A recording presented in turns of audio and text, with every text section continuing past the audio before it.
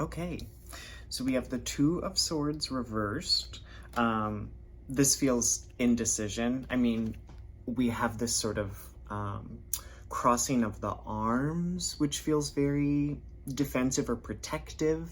We have the blindfold on, so there's almost an unwillingness to see. And sometimes this can be done in meditation, or in reflection, that you sort of like tune things out.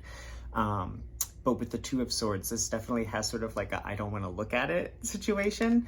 And when it's reversed, again, it's like that energy has stagnated, and there's a hesitancy or an unwillingness on our part to address the reality of the situation or to like make a choice. This definitely also feels like a crossroads sort of thing, like choice making, decision making, weighing of the options, and that there's a doubt that slips in, or a hesitancy that slips into that decision-making process. And so this feels like a stalemate, like we're not going anywhere. We're not going to make a decision. We're not going to look at it. We're just going to sit here.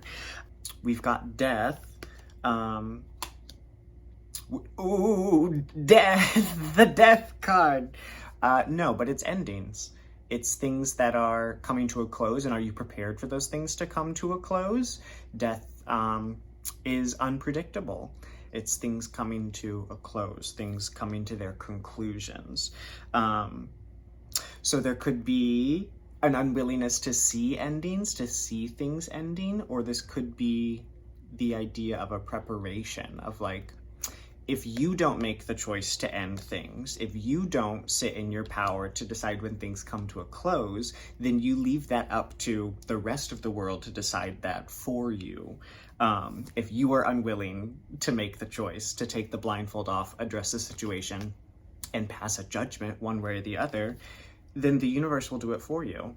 And it's natural, it's not, death doesn't always have that negative connotation of loss and grief. It can, that's a part of it, but winter is death, things have cycles. They have to die so that they can be reborn. But it's like, are you going to be in the power seat of that decision-making process, or are you going to let the universe do it for you? And then finally, we have the Nine of Wands. The thing I'm drawn to instantly is the bandage of like you having taken the blindfold off almost.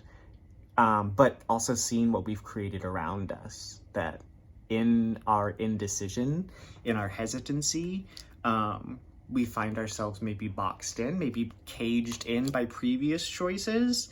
And this feels sort of like a stalemate, like a draw of like, well, someone has to decide how things are going to progress to the next step. And you can ignore it if you want, but then that leaves the universe the one in charge of that decision. It's a lot to think about. The power of choice, the power of decision, that's where true power comes from, is in taking action or choosing to take action. So if you found this message helpful, like and follow for more.